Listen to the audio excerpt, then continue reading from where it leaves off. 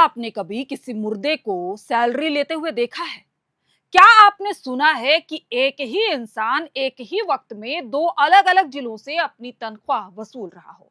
और क्या कभी आपने ऐसा जादुई सॉफ्टवेयर देखा है जो अफसरों को देखते ही उन पर नोटों की बारिश करने लगे?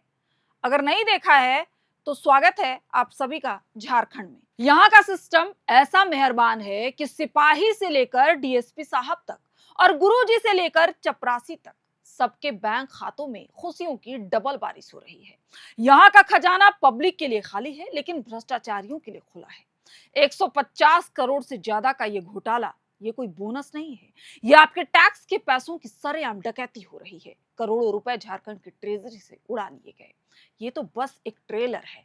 महालेखाकार की रिपोर्ट ये कह रही है कि अभी तो सिर्फ 14 ट्रेजरी की जांच हुई है, पूरी 33 की जांच बाकी है।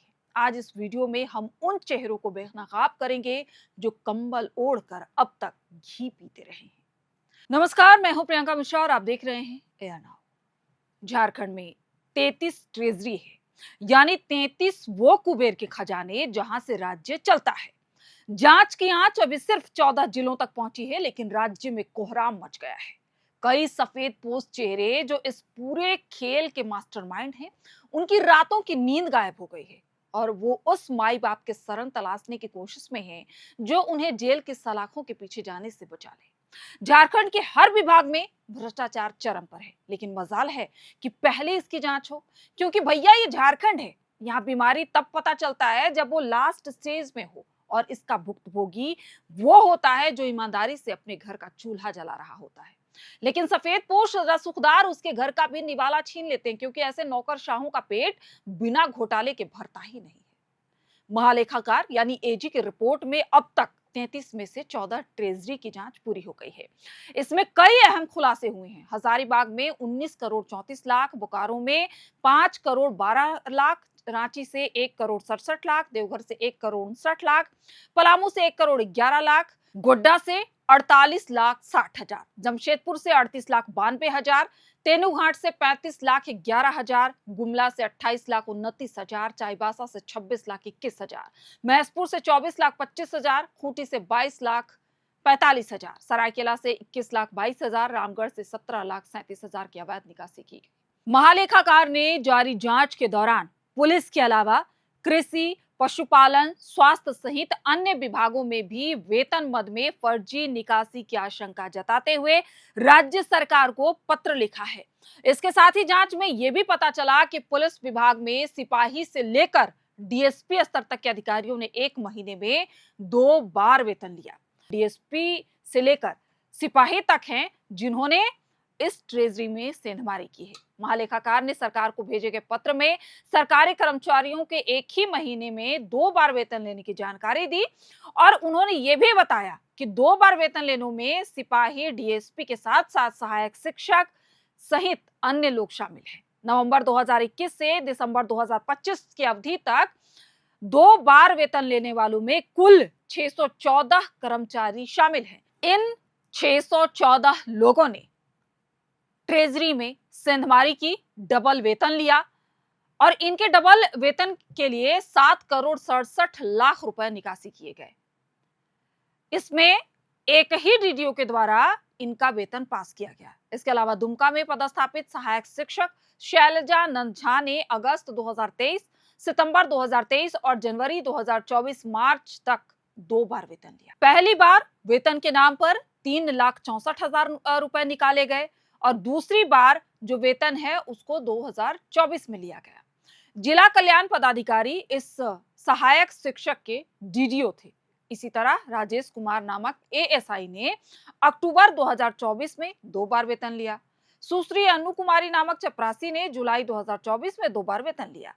पलामू एसपी कार्यालय में जनवरी 2024 से 2025 तक की अवधि में 10 लोगों ने एक ही महीने में 2 बार वेतन लिया। इसमें 6 सिपाही और 4 डीएसपी शामिल हैं।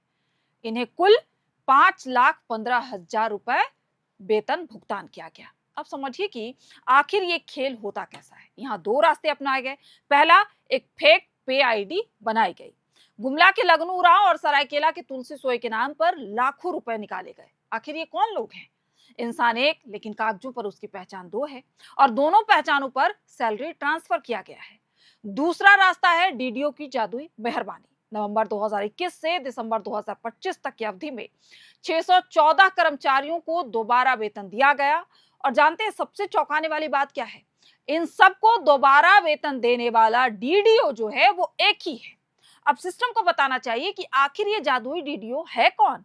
क्या इसकी पहुंच इतनी ऊपर तक है कि इसने 7 करोड़ 67 लाख रुपए खामोशी से बांट दिए? क्या इसके पीछे कोई बड़ा सिंडिकेट काम कर रहा है जो सचिवालय के गलियारों में बैठकर ये पूरा स्क्रिप्ट लिख रहा है? अब आते हैं लेटेस्ट अपडेट पर। जैसे ये मामला गरमाया, सीआईडी की टीम एक्टिव हो गई। बोकारो एसपी के अकाउंट सेक्शन से एक होमगार्ड जवान को गिरफ्तार किया गया। लेकिन यहाँ एक बड़ा पेच है।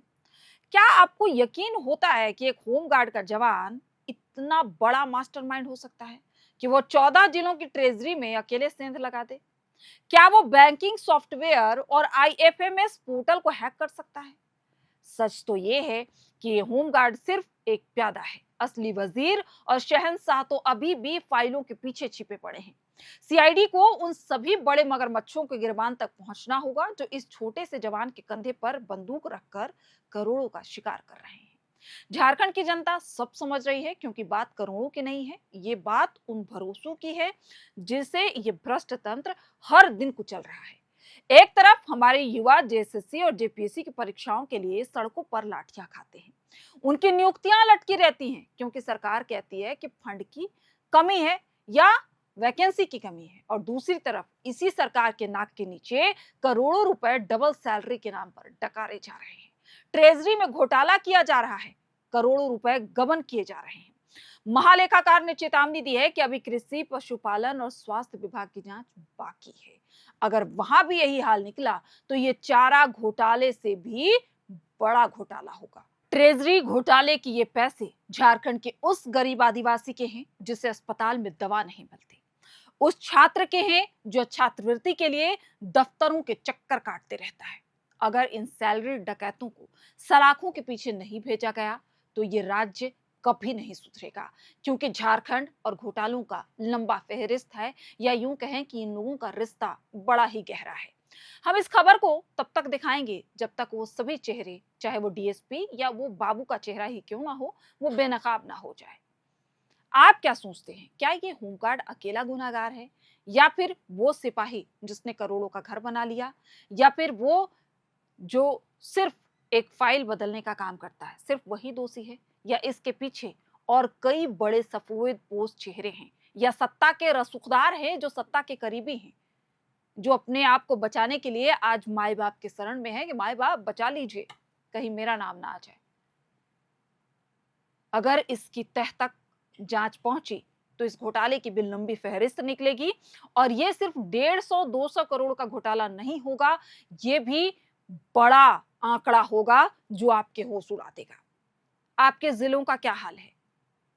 आप क्या सोचते हैं कि ये कोई छोटा मोटा घोटाला है, या हम और आप ऐसे ही चुप्पी साध लें कि चलो ये 100-200 करोड़ का ही तो घोटाला है? नहीं, जाकर पूछिए उनसे जिन्हें सैलरी नहीं मिली, चाहे वो एक ही मंथ की सैलरी हो, लेकिन ऐसे हजारों पुलिस वाले हैं जिन्हें सैलरी नहीं मिली और वो बच्चों को कहीं घुमाने नहीं ले जा पा रहे हैं, बच्चों की फीस नहीं भर पा रहे हैं, रेंट नहीं दे पा रहे हैं।